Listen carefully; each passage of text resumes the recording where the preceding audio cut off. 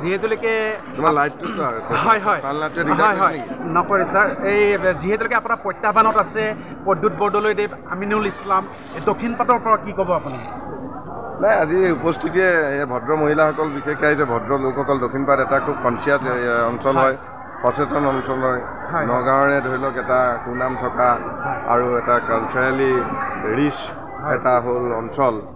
আপোনাৰ দক্ষিণপাট এই দক্ষিণপাটত আজি আমি সভা কৰিলোঁ ইমানখিনি ৰাইজ আমি পালোঁ আৰু সকলোৰে মুখত হাঁহি সকলোৱে মোদীৰ জয় জয়কাৰ মোদী জিন্দাবাদ ডক্টৰ হিমন্ত বিশ্ব শৰ্মা জিন্দাবাদ সকলো ৰাইজৰ মুখে মুখে আৰু এই উপস্থিতি আমি গম পাইছোঁ নৰেন্দ্ৰ মোদী ডাঙৰীয়া তৃতীয়বাৰৰ বাবে ভাৰতৰ প্ৰধানমন্ত্ৰী হোৱাত কোনেও আৰু ৰাখিব নোৱাৰে তেওঁ প্ৰধানমন্ত্ৰী হ'ব আৰু ময়ো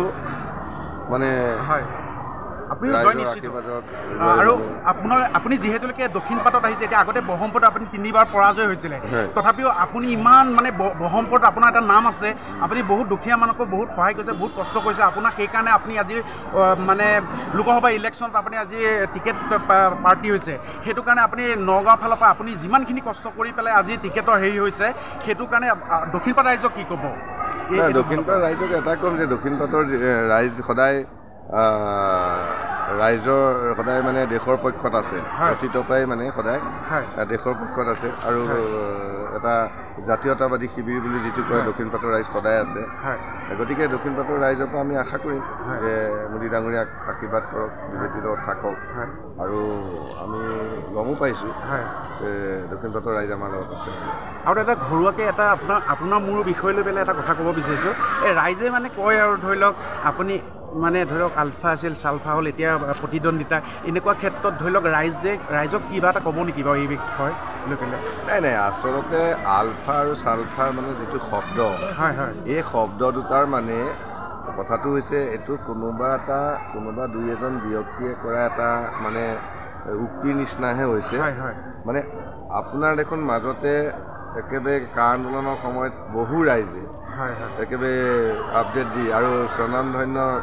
দুই এজন শিল্পীও নাম মই বাৰু আপোনালোকৰ চেনেলত নকওঁ যে আমি আলফালৈ যাম আমি আলফাক মাতি আনিম পৰেশ বৰুৱাক লাগে এনেকুৱা ধৰণৰ কথা বতৰাবিলাক দেখোন কৈছিলে কা আন্দোলনৰ সময়ত হয় নহয় আৰু কথাটো হৈছে কি আমি যুৱচামে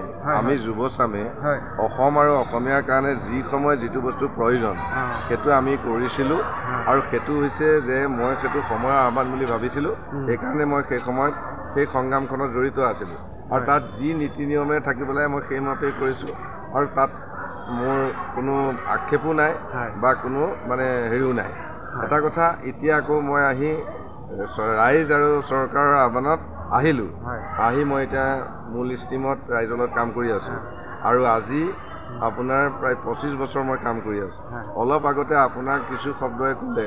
যে মই দুখীয়াৰ বন্ধু ব্ৰহ্মপুৰত মানুহে ভাল পায় ইটো সিটো আপুনি যিখিনি মোৰ ভাল কথাখিনি ক'লে সেইখিনি মই অৰ্জন কৰিছোঁ আৰু এইখিনি অৰ্জন কৰাৰ কাৰণে নিশ্চয় চাগে আজি মোক ৰাইজে আঁকোৱালিও লৈছে আৰু নিশ্চয় মোৰ জয় হ'ব আৰু যিহেতুকে জিতু গোস্বামীদেৱে হওক ৰূপক শৰ্মাদেৱে হওক বহুতখিনি আপোনাৰ হৈ পেলাই সুন্দৰভাৱে বক্তৃতা দিছে কিন্তু এখন ভাল সমাজ গঢ়িবৰ কাৰণে দক্ষিণপাট অঞ্চলবাসীক আপুনি জিকাৰ পিছত যিটো প্ৰেৰণা সেই প্ৰেৰণাটো দিলে ৰাইজৰ হৈ পেলাই ধৰি লওক অকণমান